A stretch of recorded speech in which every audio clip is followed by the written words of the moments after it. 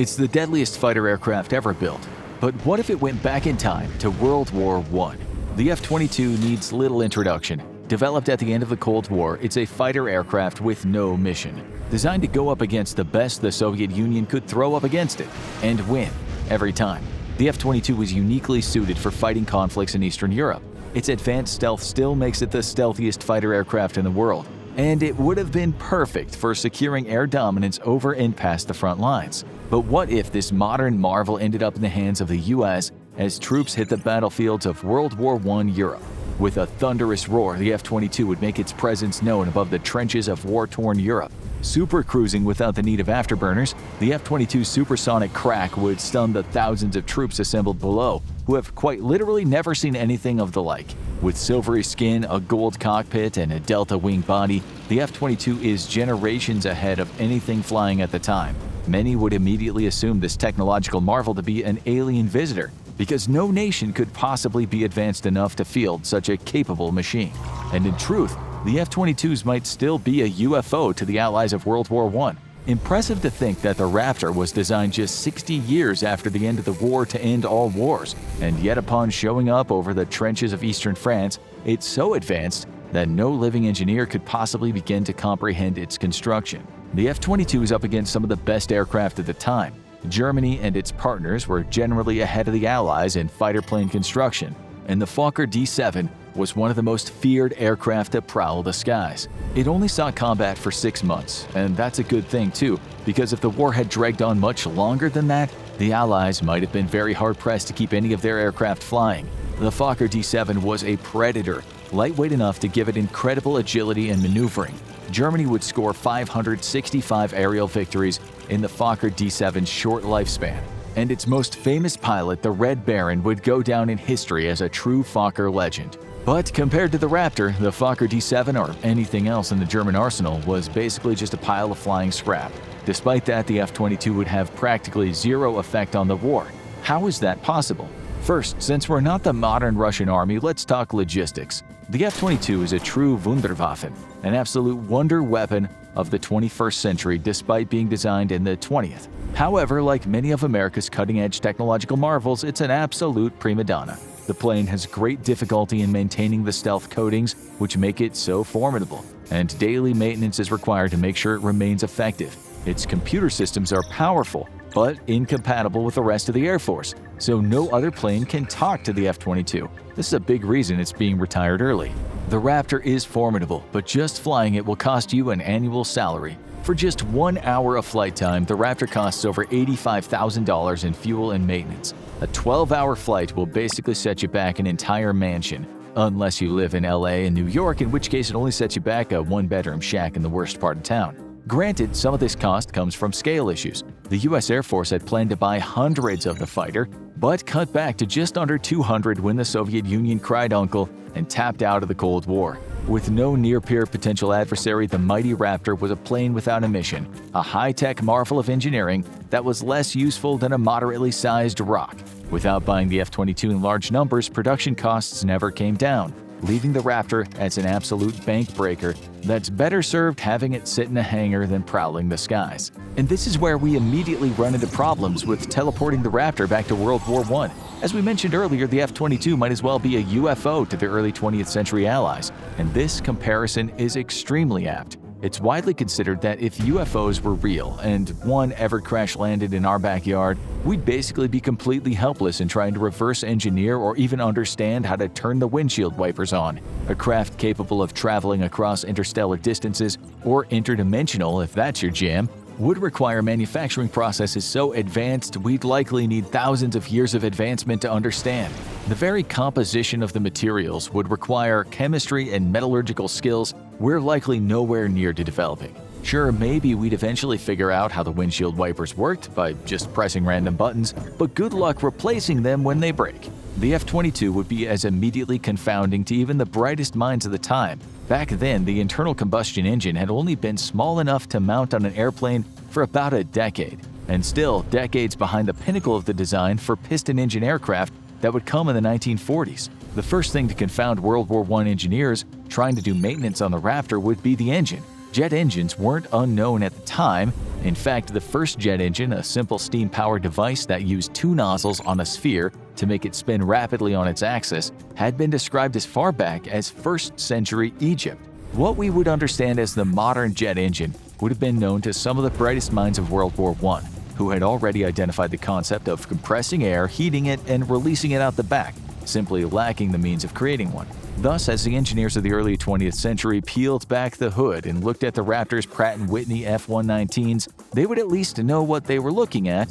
After a brief investigation, they could probably even figure out how to start them up, at least once separated from the aircraft itself, as figuring out the digital controls would likely be impossible. But the advanced alloys that go into the construction of the mighty Pratt & Whitney F-119 would simply be beyond the ability of chemists and metallurgists at the time to understand. For starters, they have no way of analyzing the composition of alloys, but they also lack the aid of computers and other advanced equipment to create said alloys even if they did. The sensitive stealth coating wouldn't matter. Nobody's using radar at the time.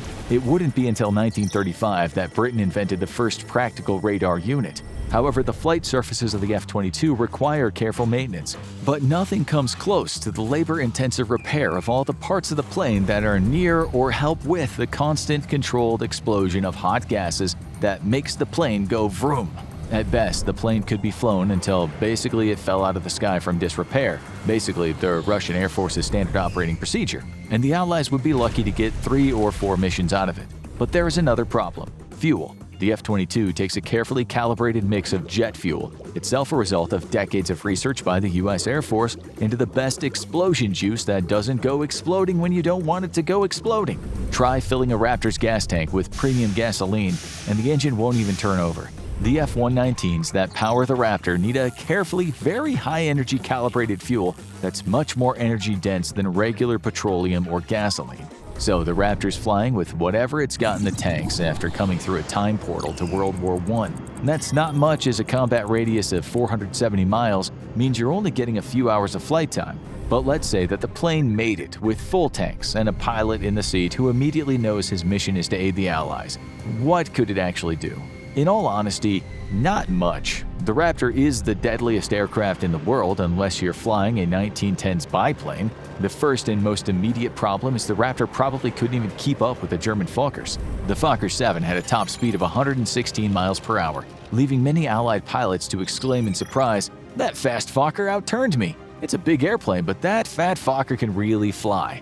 And they were right. Imperialist German Fokkers would end up losing the war, but the aircraft was formidable.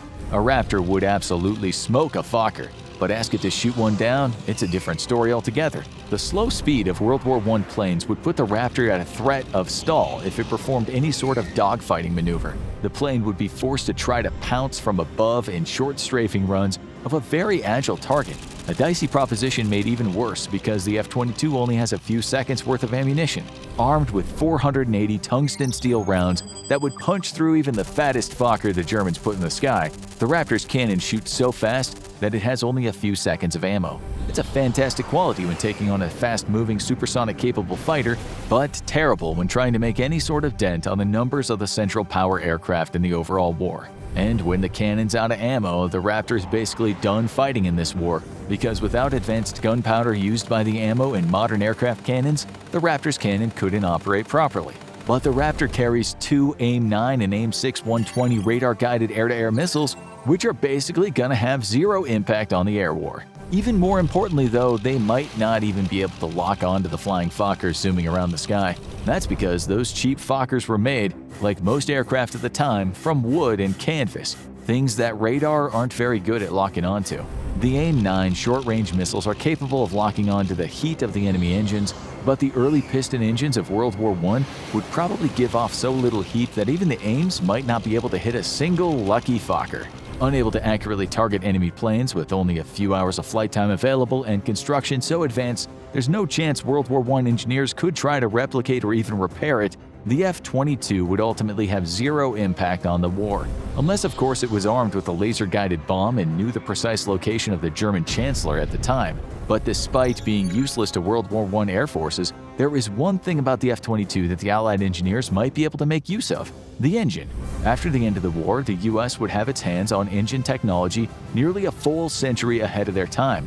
This would leapfrog American aircraft design As slowly the secrets of the jet engine and the fuel needed to power it are unlocked. It's unlikely, but if Anthony Fokker hadn't moved his company back to the Netherlands after the war, there's a chance that primitive versions of the Raptor could have been swatting evil Nazi Fokkers right out of the sky and winning an easy victory for the Allies. It's 1940, and a Heinkel HE-111 bomber ascends, flanked on either side by two of Germany's main fighter aircraft, the single-engine Messerschmitt Bf-109 and the twin-engine Messerschmitt Bf-110.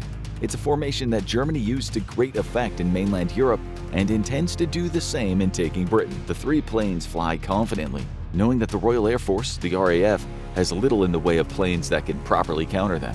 Then the unthinkable happens. Halfway over the English Channel, the Heinkel HE-111 is suddenly blown out of the sky. They've never seen anything like this happen before. The pilots of the two German fighters frantically scan the horizon for whoever or whatever just destroyed the Heinkel, but they'll never find it. That's because the bomber was just taken out by an AIM-120 Advanced Medium-Range Air-to-Air Missile, or an AMRAAM. It has a 62-mile range and it's capable of moving at Mach 4, meaning the Heinkel was destroyed long before they'd ever be able to set eyes on whatever fired the missile. Before they have time to react, another missile streaks through the sky, then another, and both the German fighter planes are turned into burning husks, falling to the earth. Each pilot will never know that the missile that hit them was just one of 6 carried by a single F-22A Raptor, a 21st century marvel of technology and destructive power. But what would really happen if an F-22A Raptor suddenly went back in time and found itself on the front lines of the Second World War? Would it have been able to bring defeat to the German army years earlier than the Allies could using the technology of their day? Or would Hitler have found a way to counter this advanced tactical fighter? Entering service in December 2005, the F-22 is a technological marvel that's far beyond anything the Luftwaffe or any other air force of the time could send into the skies. It's a dual-engine fighter jet capable of reaching subsonic speeds, designed to not only handle air-to-air roles, but to be an effective ground attack asset as well. Granted, the jet didn't have the long production run. By April 2009, former Defense Secretary Robert Gates announced that the F-22 production run would end as the United States Air Force switched focus to the F-35. In the end, there were only 183 F-22 aircraft in service in the Air Force as of 2024. Or rather, just 182 now, that one of them has traveled to Europe to face off against the Nazis in 1940. And Hitler is livid. 3 of his best planes have just been shot out of the skies, and he's trying to figure out how. Eyewitnesses barely got a glimpse at the plane that did it. They describe a plane that looks like no other in the world. One that moves so fast it's barely visible. A product of the F-22 being able to reach Mach 2 speeds, or twice the speed of sound, and that can climb higher than any of the fighters in the Luftwaffe. Germany's leadership can hardly believe what it's hearing. The sort of technology being described simply isn't possible, and Hitler, in his denial, believes the accounts must be faked. Something blew his planes out of the sky, but that something couldn't possibly be what's being described. After all, the Luftwaffe is the world's most advanced aerial threat, and he knows that the RAF hasn't produced a plane that can match his fighters in the air. So he makes the first of what will be many mistakes when facing off against a threat that he can't comprehend. He orders more of his fighters to fly out over the English Channel to scan the skies for this so-called wonder plane. Here, we start to see just how strong an advantage the F-22 has over Germany's fighter planes of the time. The first indicator is the use of the word plane, since Hitler's planes are facing off against a true fighter jet. The jet engine wouldn't become standard for combat fighters until the late 1940s, long after Germany lost the war. So anything that Hitler sent into the skies would be at an immediate disadvantage. That includes the 2 fighters that Germany sent out with the bomber, the Messerschmitt Bf-109 and the Messerschmitt Bf-110. And the Bf-109 was an impressive aircraft for its time, capable of reaching a maximum speed of 387 miles per hour. It had a surface ceiling of roughly 39,000 feet and a range of 425 miles. The plane came equipped with a pair of 13mm machine guns, 2 20mm cannons installed in its underwing pods, and another hub-firing 20mm cannon, all suitable weapons for the dogfights in which it would engage with the British and Allied fighters, but none suitable for taking on the F-22. Every engagement ends in disaster for the Nazis. The majority of their Bf-109 pilots don't even see the F-22 before it takes them out of the skies. It has a clear advantage in the form of its AIM-120 missiles, which move far faster than the planes and can be fired from a range that makes it impossible for a Bf-109 to see either the missiles or the plane that fired them before it's too late. The few that are able to happen upon the F-22 roaming the skies soon discover that their guns are no match for the firepower that the fighter jet brings to the table. The F-22 counters the 13 and 20mm cannons of the Bf-109 easily with an M61A2 20mm gun of its own, which is loaded with 480 rounds and more than capable of shredding through a Bf-109 at close range. Worse yet for the German pilots, they're facing off against a plane that moves like nothing they've ever seen. Theoretically, their guns could shoot the F-22 out of the sky, should they manage to land a shot. But the F-22 moves almost 5 times faster than the Bf-109 and is capable of aerial maneuvers that make it impossible for Germany's fighters to line up a shot. Fighter after fighter is shot out of the sky, resulting in Germany losing more than a dozen planes before it has to give up its initial attempts to take out the F-22.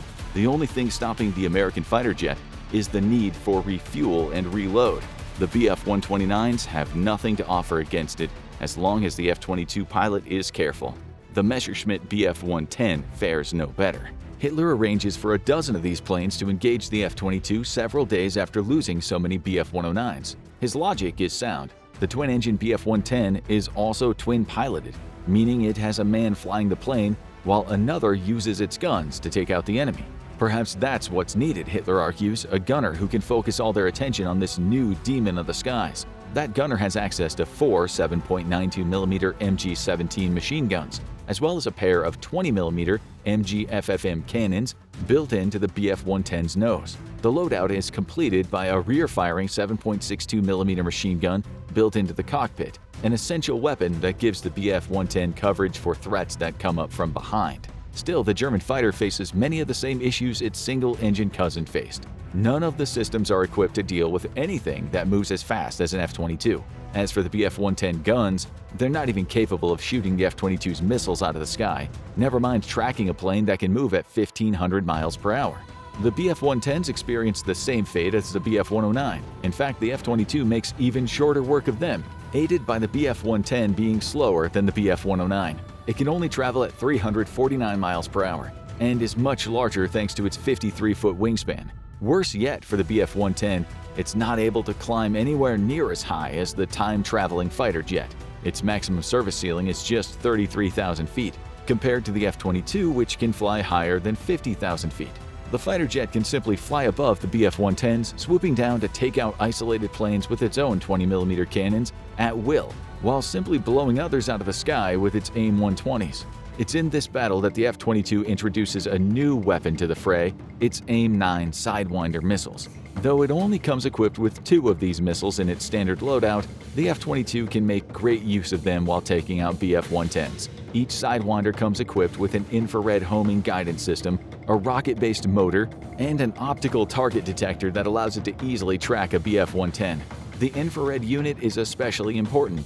It allows the Sidewinder to home in on an enemy plane's hot engine exhaust, leaving the Bf-110 with no escape. Even worse for the Bf-110 pilots, as well as any other Nazi pilots unfortunate enough to come across the F-22 in the skies, the AIM-9 is a fire-and-forget missile.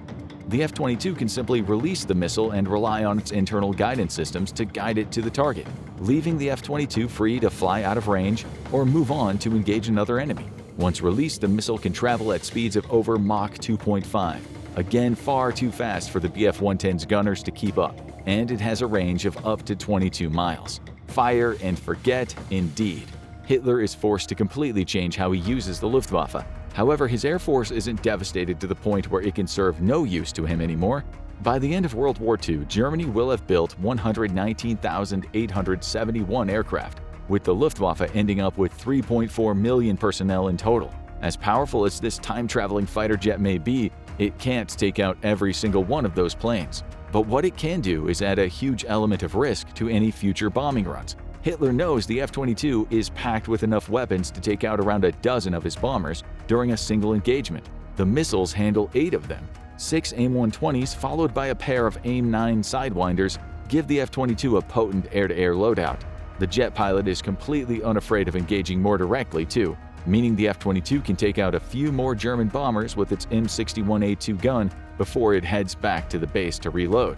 To bomb a city successfully, the Luftwaffe now needs to send dozens of bombers for one mission, each flanked by a pair of fighter planes that not only attempt to engage the F-22, but also have to deal with Allied fighters. Therein lies another role the F-22 can play: decoy for Allied fighters when its weapons run dry. The plane is so fast and maneuverable that it can bait German fighters out into the open with little risk, isolating them and leaving them as prey for Allied fighters to pick up the scraps. The Luftwaffe's bombing campaigns continue, but their potency is mitigated, with each run leading to the Nazis losing far more pilots than they had before the F-22 came into the picture. Still, Hitler reasons the F-22 is a fighter. Those planes aren't designed to take out ground targets, meaning he can still rely on his army to march in and take most of Europe. Yes, he'll lose more soldiers because the F-22 makes it tough to provide true air support or engage in bombing runs, but he still has options. What Hitler doesn't realize is that the F-22 isn't just capable of thwarting Luftwaffe bombing missions, it's also more than capable of engaging in them itself. As the Allies fight back and start using their planes to bomb cities under German control, the F-22 plays a pivotal role. In some cases, it's used to accompany bombers along with the Spitfires, Mustangs, Hurricanes, and Thunderbolts that the Allies bring to the table. The F-22 isn't perfect in this role simply because it can't be everywhere at once, but it's usually assigned to guard one or two bombers, easily taking out any German fighters that attempt to engage before escorting the Allied planes back to base. Far more worrying for Hitler, and unbeknownst to him until it starts happening, is that the F-22 is a multi-role fighter. That means its weapons loadout can be switched to allow the F-22 to focus on air-to-ground assaults, essentially making it an impactful bomber in its own right. The Allies take advantage of this by arranging bombing runs in which the F-22 is the principal bomber, and it's more than equipped for the job. In its air-to-ground configuration, the jet can come loaded with either a pair of AIM-120s and 2 GBU-32 Joint Direct Attack Munitions or JDAM bombs, or up to 8 GBU-39B Small Diameter Bomb Weapon Systems, or SDBs. In the former configuration, the F-22 is a terror in the skies and on the ground. The 2 AIM-120s, along with the jet's cannon, allow it to engage the Luftwaffe fighters that might try to get in its way. The Allies supplement this air-to-air loadout by always ensuring the F-22 is accompanied by Spitfires and similar planes, giving it room to maneuver when needed. Often, this is an unneeded step. The F-22 is so fast, it has such a better range than the Luftwaffe fighters that it can simply zoom past them. That's if it even engages them in the first place. After all, the F-22 has an AN/APG-77 radar, technology that doesn't exist for the Luftwaffe, that allows it to tell when a German fighter might be coming into range long before the fighter establishes a visual on the far faster F-22. As for the JDAMs, each can be loaded with a warhead that ranges from 500 to 2,000 pounds. The latter are almost twice as powerful as the 1,102-pound bombs the Luftwaffe would use on occasion, and are certainly far more potent than the 110 and 330-pound bombs Germany's Air Force typically used. The JDAM itself isn't actually a bomb. Rather, it's a tail-based guidance kit that the F-22's pilot can use to convert free-fall bombs, such as those typically used during World War II, into smart munitions. Its accuracy will be severely impacted by the lack of a GPS signal, but its inertial guidance should be enough to get it close to its target. Enter coordinates into the JDAM's navigation system before takeoff, reach the target, and release. The JDAM does the rest of the work from there.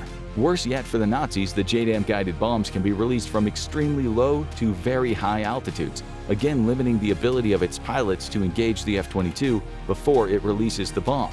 Much as we saw with the battles against the Luftwaffe fighters, the F-22 can simply ascend above the maximum ceiling of any German planes sent to stop it before dropping its bombs. The JDAM's 45,000-foot-plus ceiling is more than high enough for the task. As for the F-22's SDBs, those are a little closer to the types of bombs with which the Nazis are familiar. Like the JDAMs, they use GPS to navigate to their target. However, they're usually smaller than the bombs onto which the JDAMs are installed. Each SDB weighs 250 pounds, putting it in somewhat line with the strength of the bombs the Luftwaffe uses in its own bombing runs. However, that smaller size presents a new problem for the German ground forces. With the JDAM bombs, the F-22 is limited to hitting 2 targets before it has to fly back to base and reload. But with 8 SDBs, which are precision bombs rather than free-fall bombs, the F-22 can strike up to 8 individual targets with ease before it has to fly back. Worse yet, an SDB can travel up to 46 miles or 40 nautical miles to reach its target. meaning the F-22 can again launch a bomb without ever having to engage a Luftwaffe fighter to do so. These bombing runs are devastating to Germany's operations in Europe. Every command center it sets up becomes a target.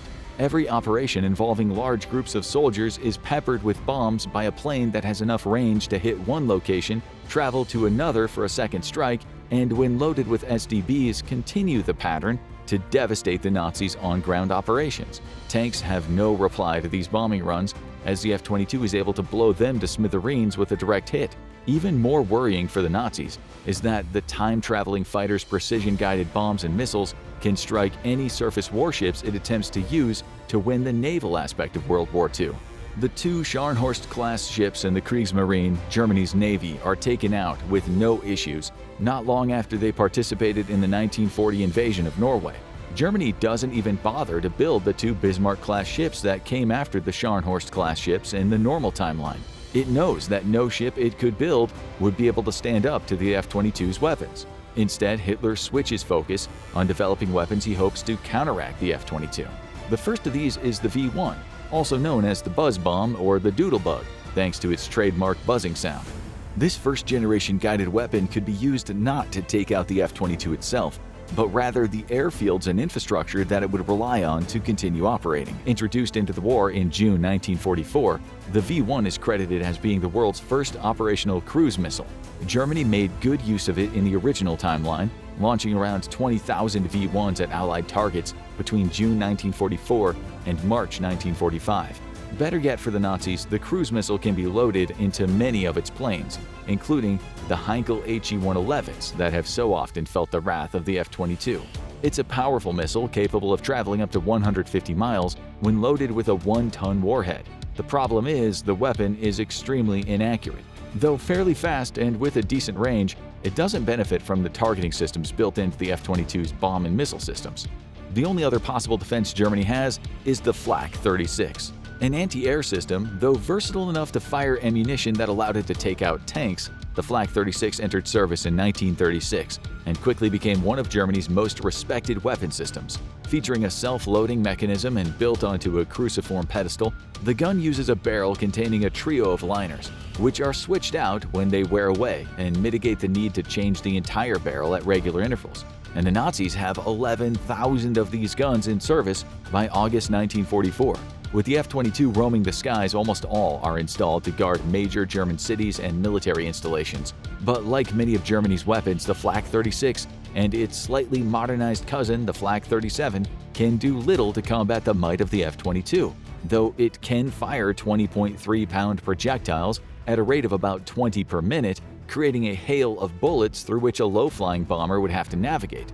It simply doesn't have the range to compete with the F-22. At the very maximum, the theoretical range is 26,246 feet, though it is far more effective when a plane comes in close. The F-22 simply flies above this range when it's out on bombing runs, with its JDAMs and SDBs still devastating German targets, even if the Flak 36 is very occasionally able to shoot one of these bombs out of the sky as it approaches. Far more often, the F-22 simply chooses the Flak 36 and Flak 37 as targets. They're taken out by its missiles and bombs, clearing the way for the Allies' lower-flying bombers to drop their munitions onto a target.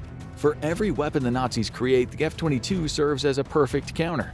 All of which brings us to two questions. Could the Allies win World War II with the F-22 alone? And what, if anything, could Germany do to counterattack the threat of the American fighter jet?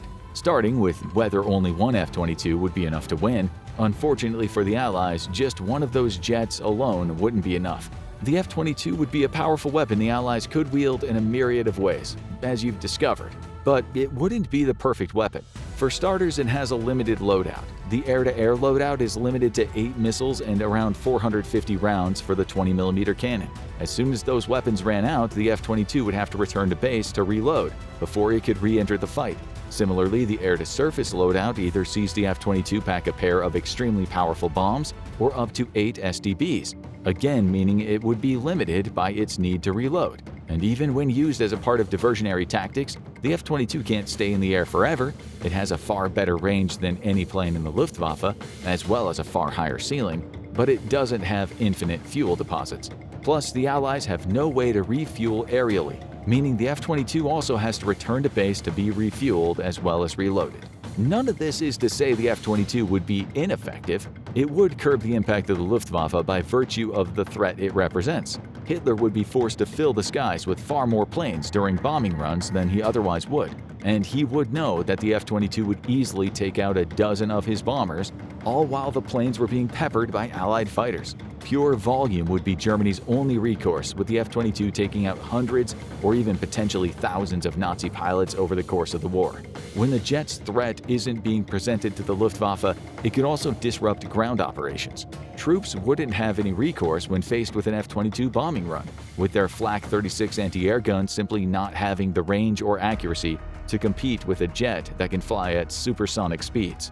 The Nazis would lose any ability to have a surface-level threat on the water, forcing them to rely even more on their U-boats. And German artillery, tanks, and similar ground-based munitions would fall victim to the F-22. Of course, the limitations that exist in the aerial theater would exist when the F-22 takes part in ground-based operations, refueling and reloading. Those two requirements would represent the only respite the Nazis ever get from the ever-present threat of the F-22. Still, the modern fighter couldn't win the war alone.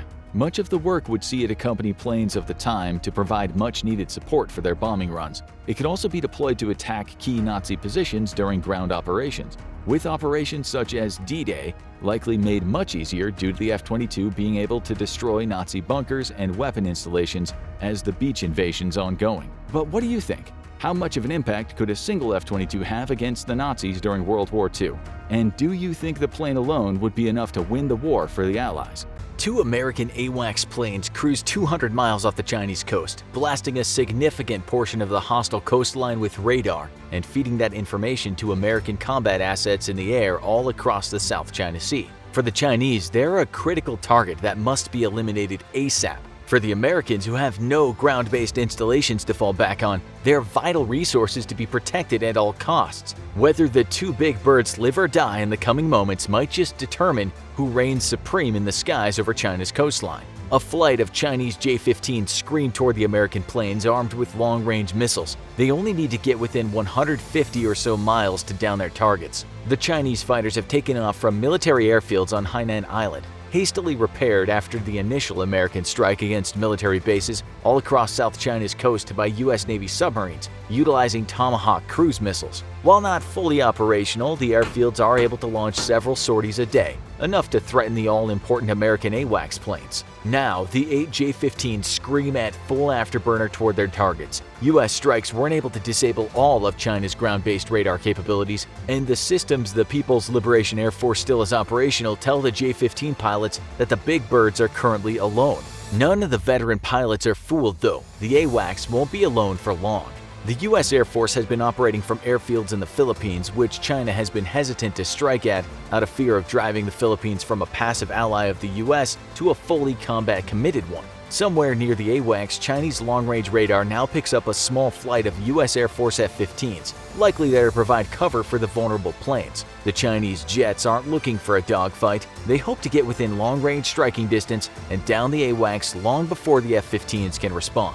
To accomplish this, the planes first fly east away from their targets, then loop around to the south before turning north on the AWACS 6 o'clocks, an unexpected attack vector. The F-15s, which have been expecting an attack from the east, are completely out of position to defend the AWACS, despite being vectored in on the approaching J-15s. The big, slow, and extremely vulnerable American airborne warning and control planes are easy pickings as the Chinese jets cruise toward the firing range. Suddenly, 4 of the J-15s receive missile lock warnings. The pilots scan the horizon wildly as their onboard alerting systems work out range and heading. There, 3 o'clock, 30 miles out and closing extremely rapidly, American AIM-120 AMRAAMs. The J-15s dump flares and chaff, breaking off their attack to outmaneuver the incoming missiles. This, however, means turning away from the incoming missiles and from their current direction of travel, which bleeds large amounts of airspeed, which must very quickly be made up.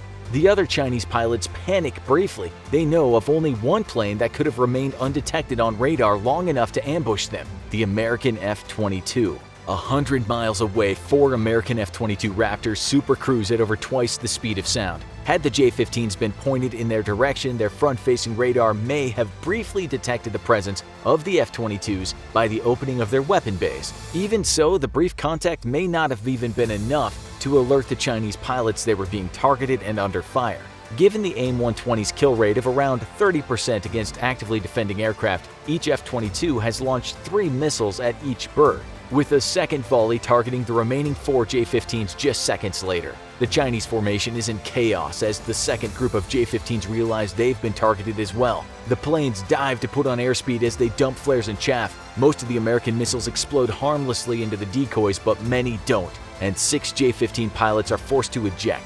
The other 2 break off the attack and decide to cut their losses. The American F-22s have accomplished their mission, but suddenly their powerful long-range radar detect the unmistakable ping of a stealth aircraft opening its weapons bay doors to fire. The F-22's computers immediately recognize the few seconds of the return signal as a Chinese J-20 stealth fighter, and the Raptors, with their 6 medium-range missile capacity per plane, are completely spent on AIM-120s. China has its own answer to the F-22, largely due to its espionage of American military secrets. Head-on, as they're currently approaching the F-22s, the J-20 stealth is less effective than the Americans, but more than good enough to make long-range targeting impossible, if not incredibly difficult. Picking up on the F-22's own firing and thus breach of their stealth capabilities, the J-20s have fired their own long-range missiles in the direction of the last radar contact with the American planes. The missiles cannot hope to lock on to the F-22s at such long range, but once they come within 30 to 20 miles, their onboard radar could pose serious risks to American F-22s. The American pilots face a tough choice. They only have 2 short-range AIM-9X missiles each, only usable within a few dozen miles of their target.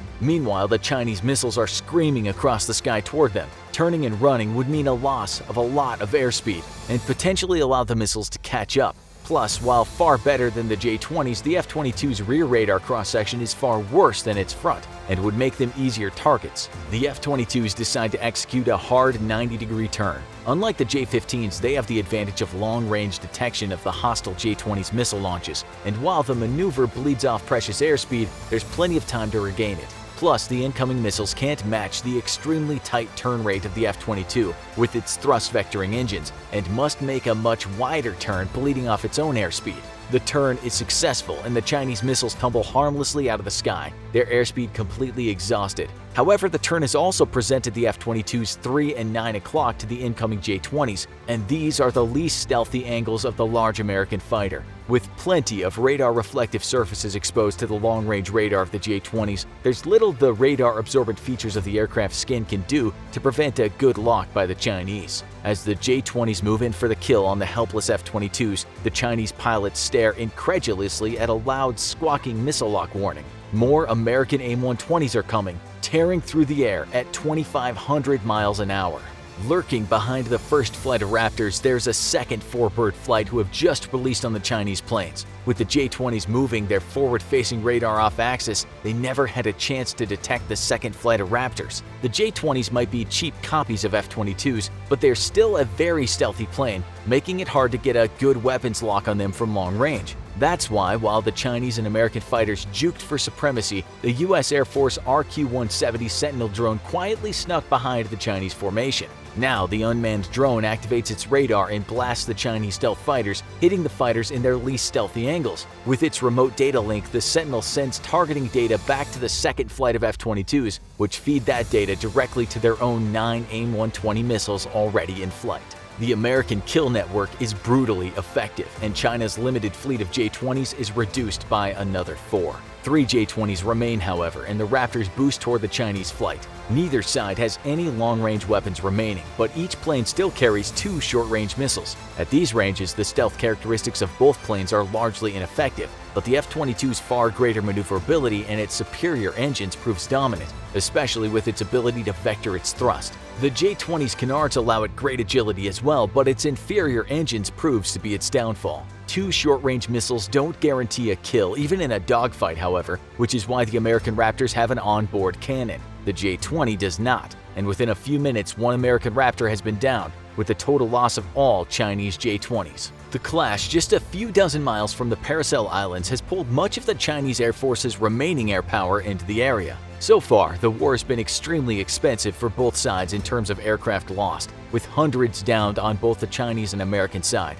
With the superior technology and capabilities, though, the American planes are enjoying a far greater kill ratio, but it's not an easy victory. Super cruising at 65,000 feet above sea level, a third flight of F-22s now closes in on Hainan Island and its remaining military infrastructure. Head on to incoming radar waves from the surviving Chinese radar installations, the F-22s present their stealthiest side. It won't be detectable until within 100 miles or so. Even then, the radar resolution will be so low that the weapons lock won't be achievable until the planes are close to within 30 miles. The F-22s don't need to get that close. Armed with 2,000-pound glide bombs each, the F-22s open their weapons bay door at just under 200 miles and release their payloads. Chinese radar immediately picks up the distinct ping of stealth aircraft firing, followed briefly by a large flash as the planes bank and turn away from their targets. But due to their stealthy rear radar cross-sections, the island's air defenses are completely confounded and can't respond. 8,000-pound bombs deploy small fins and begin their satellite-guided flight to their targets. The 4 remaining air defense radars on the island will receive 2 bombs each, and in just a few minutes the giant radars are smoldering wrecks. With the loss of this last outer ring of defenses, China has effectively lost the ability to monitor and respond to threats along a large section of the South China Sea, leaving the US and its allies with complete air superiority. For now, the Chinese Air Force will be forced to fight a defensive war close to its own shores, where air defenses remain dense enough to ward off even the stealthy F-22s. At the absolute limits of their combat ranges from airfields in the Philippines, the F-22s rendezvous with one of dozens of American airborne tankers before returning to base. With a superior fighter, a larger AWACS and airborne refueling fleet, and the world's most robust battle management and data link capabilities, the US military has won the day, despite the high costs of a war between these two military giants. For now, though, the F-22 continues to reign supreme, unmatched by any other weapon in the sky. It is a well-known fact that the US outspends every other nation on Earth on its defense. America's current defense budget of around $664 billion will be bolstered by an extra $52.8 billion under the new administration. A good part of this will be spent on the purchase and development of warplanes. One such aircraft, the Lockheed Martin F-35 Lightning II, has become synonymous with ambitious big spending. But prior to the F-35 stealing the headlines, it was another stealth fighter, the Lockheed Martin F-22 Raptor, that was largely seen as the technological marvel of the skies, and also a very expensive piece of machinery. When we pitted the F-35 against Russia's universally extolled aircraft, the Su-35, the conclusion we came to is that the planes are so different in design and capabilities that they are difficult to compare. The F-22 is a different beast altogether though, and a machine that is largely seen as the ideal foe for the Su-35. Today we'll see just how these two highly advanced aircraft match up in this episode of the Infographic Show, the F-22 versus the Su-35. Don't forget to subscribe and click the bell button so that you can be part of our notification squad. We'll start by taking a look at the F-22. This 5th-generation advanced tactical aircraft, according to the United States Air Force, is unmatched as an air superiority fighter. Designed by Lockheed Martin, it took its first flight in 1997 and formally entered the service of the US Air Force in 2005. 195 F-22s were built overall, with a unit procurement cost of a staggering $350 million. This supreme flying machine was not only far more expensive to build than anything of its kind, but according to Air Force cost and performance figures, it was also a veritable super consumer of dollars when in flight. The US Air Force has stated that the F-22 costs around $60,000 an hour to fly, compared to $22,500 for the F-16C Fighting Falcon and $30,000 for the F-35. While the Air Force has always been enthusiastic about what it believes is the best combat fighter plane ever made, it's said that restart costs might be the reason interest has turned to other developments. Now we turn to Russia's Sukhoi Su-35. This single-seat, super-maneuverable multi-role fighter flew its first flight in 1998 as a prototype, but didn't appear in its present form until 2007 when it was revealed to the public at the Russian MAX 2007 air show. While the US military believes it has the greatest combat aircraft, the Russian Military of Defense has also made such a claim with its Su-35. 58 have been built overall and many more have been ordered, with each unit costing somewhere between $50 to $75 million. It's thought the cost to fly the plane for 1 hour is around $35,000. Unlike the F-22, which cannot be exported due to laws in place to protect its high-tech features and stealth capabilities, the Su-35 is up for sale. A handful of countries have expressed interest in buying the aircraft, but so far only China has shown the money, ordering 24 planes for a cost of around $2 billion. The question you might be asking yourself is, why is the F-22 so expensive to build and fly? We might better understand this by looking under the hood, so to speak. Here are some comparisons with the Su-35. It's estimated that the F-22 has a top speed in excess of 1,500 miles per hour, with a range, meaning how far it can fly between takeoff and landing, of around 1,840 miles. The Su-35 has a top speed of around 1,491 miles per hour and has a range of 1,940 miles. The service ceiling, how high the aircraft can fly and be fully operational, is 20,000 meters for the F-22 and 18,000 meters for the Su-35. As for armaments, the F-22 carries one 20mm gun with 480 rounds, up to 6 medium-range air-to-air missiles, and 2 short-range air-to-air missiles. The Su-35 has one 30mm GSH-30 internal cannon with 150 rounds, up to 6 medium-range air-to-air missiles, and 4 short-range air-to-air missiles. Some pundits believe that if a dogfight should happen between the two aircraft, the Russian plane may have the advantage, having better within-visual range capabilities and carrying a few more weapons. However, both planes are agile and fast and carry devastating short-range weapons. The super-maneuverable Su-35 has impressed with its aerial acrobatics, but then the F-22 is extremely nimble too, due to its excellent thrust-to-weight ratio, which, in the words of Lockheed Martin, makes the F-22 ready to dominate any and all adversaries from the outset of any conflict. The outcome of these two planes having a dogfight is a divisive issue, but it's also an unlikely scenario. It's at a distance where the F-22 is seen as the better plane due to its beyond visual range capabilities. The Su-35 packs more missiles, but the F-22 has the stealth advantage. This is a huge advantage, of course, because it could potentially end the fight before the Su-35 knows it's in one. With such powerful weapons on board, whoever draws first blood in this fight undoubtedly wins the battle. It's thought that while the Su-35's infrared search and tracking radar could detect the F-22 at fairly close range, its sensors will have to get lucky. The F-22 was built to hide as well as fight, and the plane has been compared to finding a needle in a haystack, or literally a marble in the sky, according to analysts.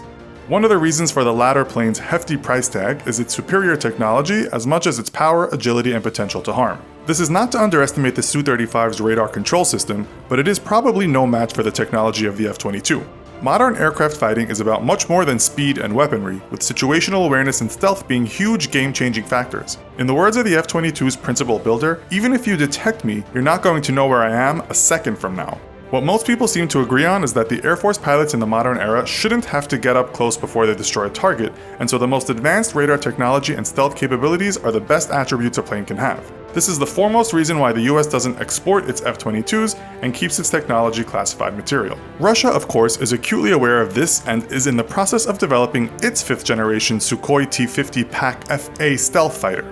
The plane's technology is classified information too, but we know Russia again is focusing on outstanding supermaneuverability. The T-50, however, will be the first Russian Air Force plane to use stealth technology. With a kinematic performance which is said to be comparable to the F-22, a former US Air Force intelligence officer has been quoted as saying that Russia's new machine will have a sophisticated design that is at least equal to, and some have said even superior to, US 5th generation aircraft. This supposition has also been doubted by other analysts. Just as it has costed the Americans a hefty sum to develop mind-blowing avionics technology and futuristic pilot aircraft interfaces, the Russians are said to be having their own problems with extreme costs and the constant setbacks that come with developing high-tech machines. Progress is said to be slow. Russian Deputy Defense Minister Yuri Borisov has said the country is in no hurry to enter the stealth fighter into service. It's expected the first plane will be introduced in 2019, and Russia will continue developing it until 2025. Russia's bluff has been called, and now its military might must clash with NATO forces in Eastern Europe. As both sides prepare for battle, there are high stakes in the skies over Eastern Europe as a squadron of F-22s and Su-57s rush to meet each other in a battle the world has been dreading for decades. But who would win between these two state-of-the-art aircraft? The F-22 was developed by Lockheed Martin to be the air dominance fighter of the future and first took flight as a prototype on September 7, 1997. Its origins, however, lie in the Cold War, with the US looking ahead to a future conflict with the Soviet Union. That's why when the plane was officially procured in 1999, it faced a very uncertain future. It was the world's most cutting-edge fighter, and an extremely expensive one at that. The age of great power conflict was thought to be over with the collapse of the Soviet Union, and the F-22 was a plane without a mission. Inevitably, Congress approved the termination of future production of F-22s, and the specialized tools and equipment used to create the most advanced fighter in the world were put into storage in case of emergency. The Su-57 Felon is a twin-engine stealth multi-role fighter aircraft developed by Sukhoi for the Russian military. Its origins are much more recent, with development beginning in 1999 as Russia began its process of trying to impose itself as a global power once more. Over the years, though, the Su-57 ran into serious budgeting problems. Initially, Russia, like the US, planned to buy hundreds of the aircraft, but eventually only 16 were actually built. The death blow to the Su-57 program was the ever-worsening Russian economy, as well as the pullout of India's partnership in the program when it was determined that the Su-57's capabilities were not as advertised or worth the investment. Both aircraft depend on stealth for survivability and lethality, but which is better? The Su-57 features specialized design to reduce its radar cross-section, or RCS. This is achieved via techniques such as carefully aligning the edges of the wing and control surfaces so as to minimize the number of directions that radar waves can bounce back. Weapons are carried internally and its engines are coated with radar-absorbent materials, or RAM. Its canopy features a 70 to 90 nanometer thick metal oxide layer to both absorb radar waves and protect the pilot from UV and thermal radiation. From the front, the Su-57 is more stealthy than a fourth-generation fighter. However, from the side, the aircraft is significantly less stealthy and very vulnerable to detection and targeting. This represents a lack of expertise in stealth by Russian engineers, but is also a design choice, as the Su-57 is meant to operate within the protection of Russian air defenses. Outmatched technologically by the US, Russia has long operated its military under a fortress doctrine that makes maximum use of large numbers of long-range air defenses and ground artillery to fend off advanced US threats. Simply put, a squadron of Su-57s would not be operating far from friendly forces, unlike US F-22s, which are expected to be the very tip of the spear, driving deep into enemy territory. The F-22 was designed with stealth as a top priority, and so much attention was paid to the plane's stealth characteristics that even the design of the pilot's helmet was taken into consideration. Like the Su-57, stealth is built straight into the design of the plane with a delta wing configuration, curved vanes that prevent line of sight to the engine faces and turbines, and special alignment of control surfaces. The plane features a signature assessment system that warns a maintenance crew when the plane's radar signature is degraded and requires repair. And while it is coated in RAM, it's less reliant on it than the B-2. The B-2 is so delicate that it requires a special air-conditioned hangar, like the true prom queen of the US Air Force that she is. But the F-22 was designed to be rugged and tough, and can undergo repairs directly on a flight line. But hiding from the radar is only part of its stealthy design. Its flat thrust vectoring nozzles don't just look super cool from behind, but are specifically engineered to reduce the thermal signature of the big engines and thus reduce the range at which the plane is targetable by heat-seeking missiles. The plane is also designed around tight control of electronic emissions to prevent targeting or detection via electronic noise generated by its powerful radar and radio. It's also specially designed to be quieter than other aircraft and to be difficult to detect with the naked eye at a distance. The result is an aircraft with an RCS which is classified. But Lockheed Martin has confirmed that from some angles the aircraft has an RCS of a steel marble, 0.0001 squared meters. The Su-57, on the other hand, is believed to have an RCS of 0.121 square meter. There's no question that when it comes to stealth, the F-22 is the top dog, but at a price. In order to maintain its stealth features at an optimal level, the plane has a mission-capable rate of 62 to 70%, meaning that if the Su-57 were ever fielded in large numbers, their relative lack of sophisticated stealth technology would make them available for operations more often. Though if Ukraine is anything to go by, maintenance is a very weak point of the Russian military, and both aircraft might struggle to stay in the air throughout a lengthy conflict. In a dogfight, power and maneuverability are what matters, and here the two aircraft show some striking differences. The F-22 features thrust vectoring engines that can pivot up and down, giving it the most maneuverability of any US aircraft. However, the F-22 falls very short of the Su-57, which is one of the most maneuverable planes ever made. Its twin engines feature independent thrust vectoring in all directions, meaning each engine nozzle can point in any direction independent of the other nozzle. That's why the Su-57 impressed spectators at air shows all over the world. And in a dogfight scenario, the F-22 pilot would be reaching for the ejection handle far more frequently than the Russian counterpart. When it comes to power, both planes are also unmatched. The F-22 is equipped with two Pratt & Whitney F-119 afterburning turbofan engines, with each delivering 35,000 pounds of thrust. This gives the F-22 a total of 70,000 pounds of thrust and the ability to supercruise at a classified speed of at least Mach 1.82. Supercruise is an important capability for modern fighters, and one that very few can attain. It's defined as the ability for an aircraft to cruise at speeds of 1.5 times or greater the speed of sound without the use of afterburners for extended periods of time. Using afterburners burns through an aircraft's fuel tank very quickly, and thus most planes cannot maintain supersonic flight for very long. With great speed, though, comes great fuel consumption, and the F-22 is limited by its size and fuel use to a range of 1,864 miles with external fuel tanks. Its combat radius is believed to be just over 500 miles, with a surface ceiling of 6,500 feet.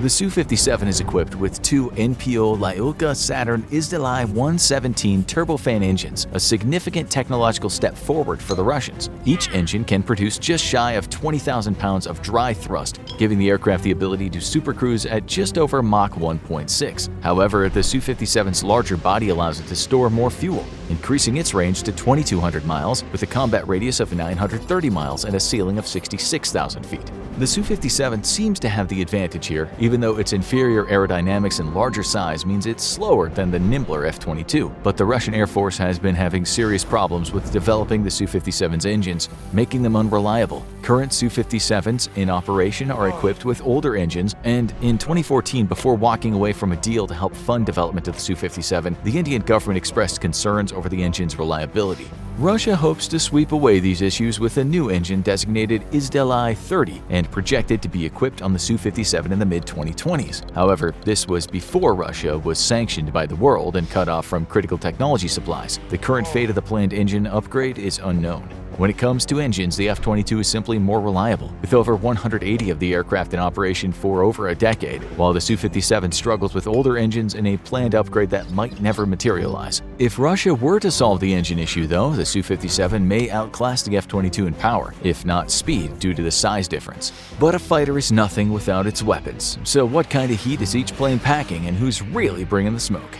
The Su-57 has two tandem main internal weapon bays that run along the entire length of the body of the aircraft, and two side weapon bays for smaller missiles or bombs. Designed as a multi-role fighter, the Su-57 can strike surface targets with ease, packing the 550-pound KAB-250 or an 1,100-pound KAB-500 precision-guided bomb in its main bay. It can also carry the KH-38M air-to-ground missile, the KH-35U anti-ship missile, and the KH-58 Ushk anti-radiation missile for striking enemy radar arrays, and the KH-59 Mark II cruise missile, though all of these in very limited quantities. However, if stealth is not a concern, the plane has 6 external hardpoints that can fit most Russian fighter-capable bombs and missiles. The KH-47M2 Kinzhal hypersonic air-to-ground missile is also being developed especially for the Su-57 and meant to fit within the dimensions of the plane's internal weapon base. However, if going up against the F-22, the Su-57 will bring 4 beyond visual range air-to-air missiles with a range of up to 120 miles and 2 shorter-range air-to-air missiles in its side weapon base.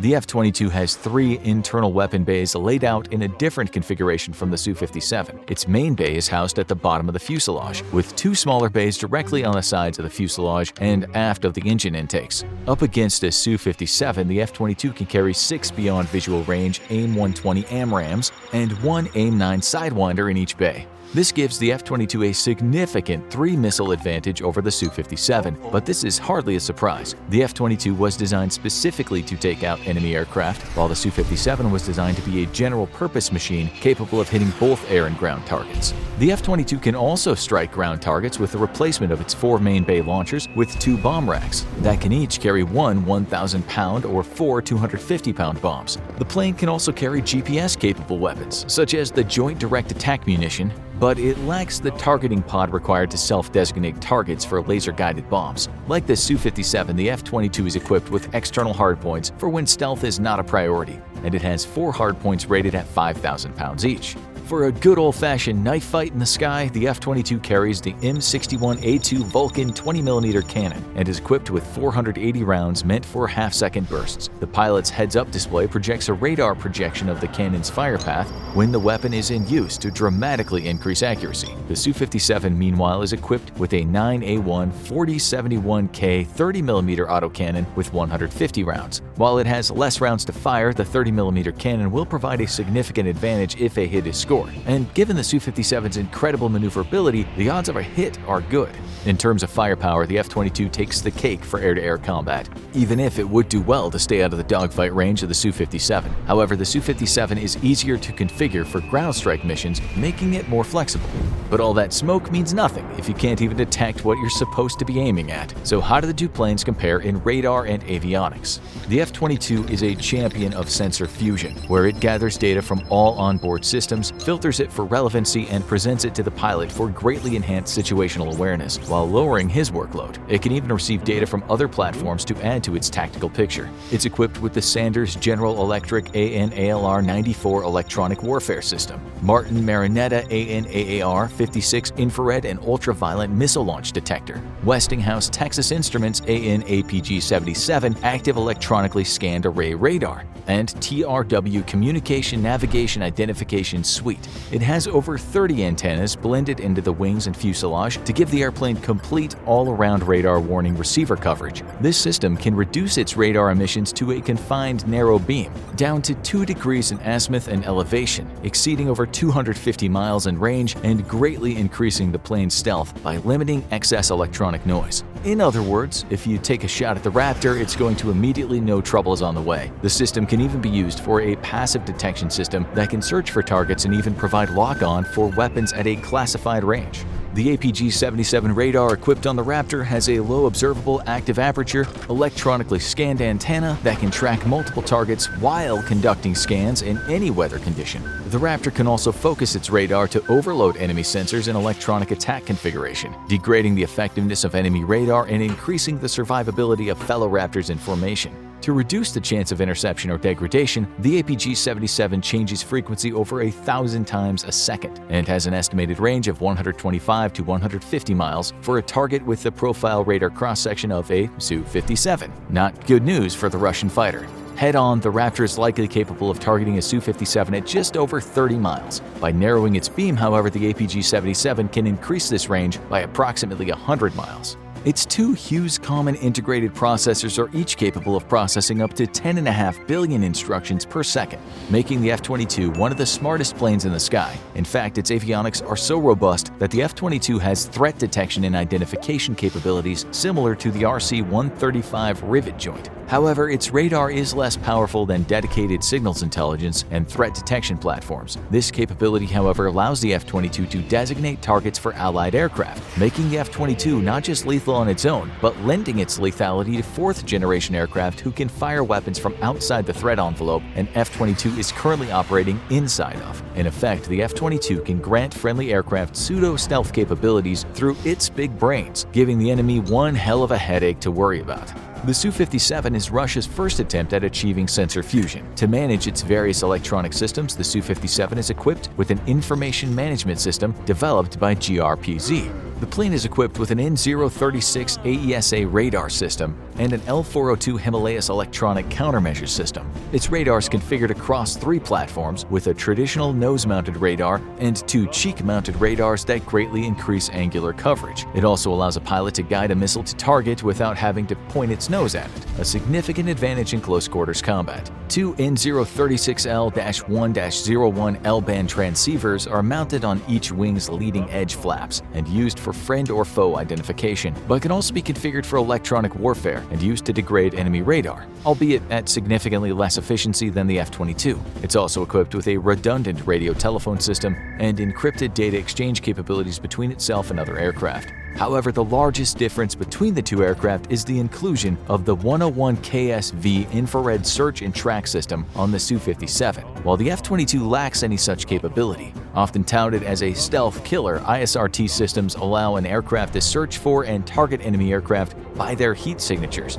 This heat comes not just from the engines but from the body of the plane, thanks to friction it experiences during supersonic flight. While the F-22 lacks ISRT capabilities, it's also designated to fly cooler at faster speeds than the Su-57, and with engine outlets that dramatically lower its infrared signature. Thus, the Su-57's ISRT will still have some difficulties targeting an F-22, and its effective range will be lowered considerably. Even so, this feature still gives the Su-57 an advantage in close-quarters combat. So, which is the superior aircraft? The F-22 takes the cake by a long shot. It's without question the world's premier fighter aircraft, with the most advanced avionics of any non-classified fighter in operation today. Its radar lacks the angular coverage of the Su-57, but can detect even stealthy targets at longer ranges compared to the Su-57, and more importantly provide good lock for weapons at increased ranges as well. With an increased number of air-to-air missiles, the F-22 has more chances to shoot a Su-57 out of the sky as well, another significant advantage. Yet, the Su-57 has the advantage in close quarters, and an F-22 pilot would do well to ensure he keeps a healthy distance between himself and the Su-57. But ultimately, this is a minor advantage, as the F-22 is simply built to not just be lethal on its own, but operate within a larger network of weapons and friendly platforms. This is a capability the Russians lack, and the US military remains the most networked armed force in the world. This means that it's not just the F-22 that's lethal to a Su-57, but a whole host of support platforms, all using the F-22's targeting and tracking data to guide their own weapons to target. Not only can the F-22 win a fight on its own, but it can invite all its other buddies to that fight as well, leaving the Su-57 pilot frightfully alone. However, ultimately the F-22 is superior for one single reason. It's an operational aircraft, and the Su-57 is not. If war were to break out between the two nations, it's highly unlikely an F-22 would ever meet a Su-57 in battle, given that there are only 6 non-testing models in operation, while the Russian Air Force would have to contend with over 180 Raptors. With China rising fast as a strong contender for the new global superpower, many are wondering who would win in a battle between China and the USA. The US, which has traditionally paid close attention to Russian capabilities, is now looking across the Pacific as China develops new and more technologically capable military equipment and weaponry. Besides Russia, China and the US are currently the only other countries in the world to develop 5th-generation fighter jets, though only the US's jets are currently ready for frontline service. The US's formidable entry into this category is the F-22 Raptor, while in the late 2010s, China debuted its own Chengdu J-20 fighter jet. Who would win in a fight between these two powerful jets? First of all, you might be wondering what the big deal is with 5th-generation fighter jets in the first place. Are they really that different from 4th-generation fighters? Or is it like when your teacher makes you buy the brand new 5th edition of a textbook so you can then discover the only change is the font? Well, the truth is that the difference between successive generations of fighter jets is astounding.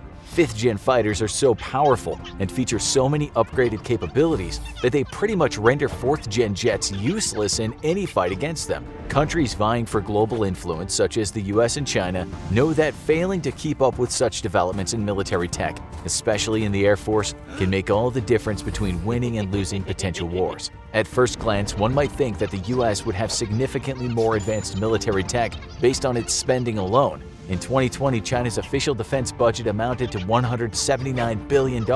However, it's important to note that outside sources, including the International Institute for Strategic Studies, or IISS, and the Stockholm International Peace Research Institute, SIPRI, estimate the actual Chinese military budget to be closer to $225 to $261 billion.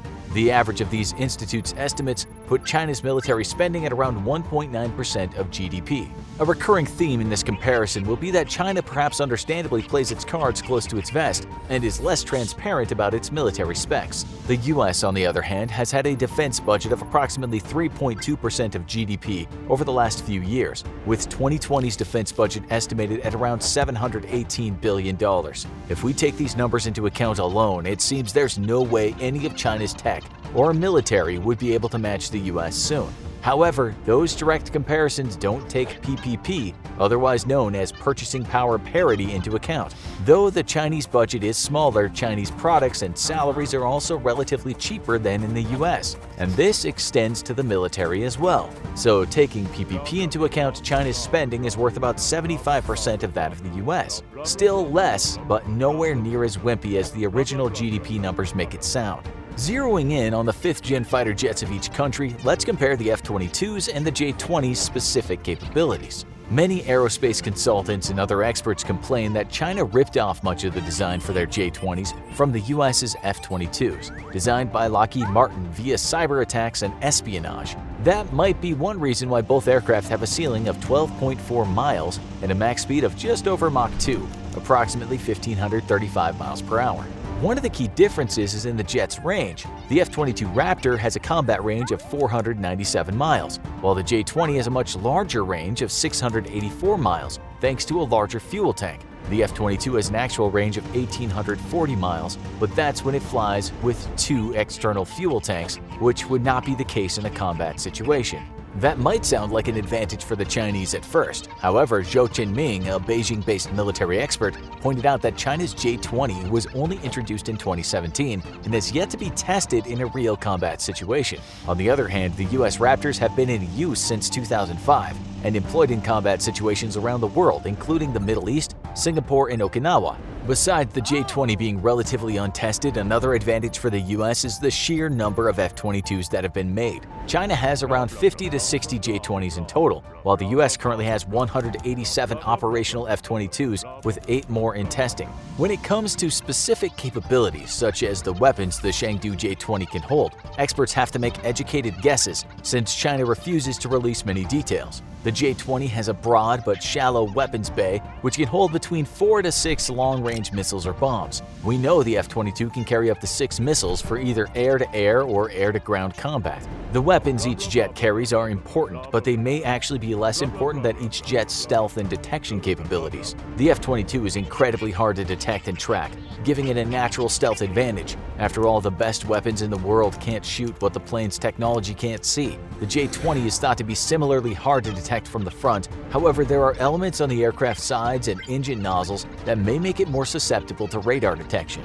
The next great consideration is maneuverability. In a dogfight, the more agile jet will usually win the day. However, it's also important to note here that the increasing speeds and weapon range of modern-day fighters have rendered dogfighting much less important and frequent than it used to be. In fact, the only US aircraft to have been involved in a dogfight in the last 20 years was in 2017 when a US Navy pilot shot down a Syrian fighter. Generally, pilots these days are trained to avoid or negate dogfights. That being said, maneuverability still gives jets tactical advantages in non-dogfight situations. Many observers, especially those who closely watched the Zhuhai 2018 airshow, believe China has overstated the Chengdu J-20's capabilities. Military experts believe it is probable that China's J-20 is less maneuverable in a dogfight and therefore at a disadvantage against the more agile F-22.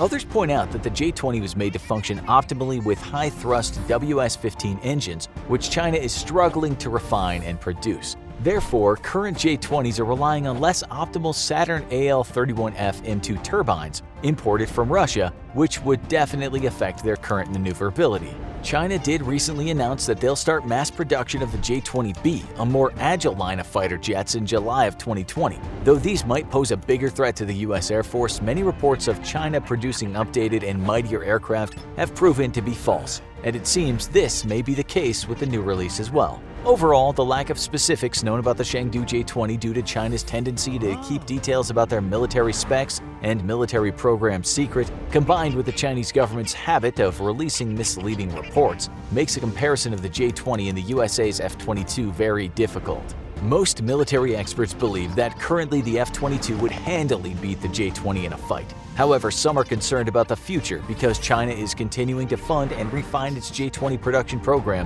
while significant updates on the F-22 have stalled, especially since F-22 manufacturing facilities were shut down in 2011. Another concern is the missiles the J-20s are carrying, known as PL-15s, one of the top air-to-air missiles in the world.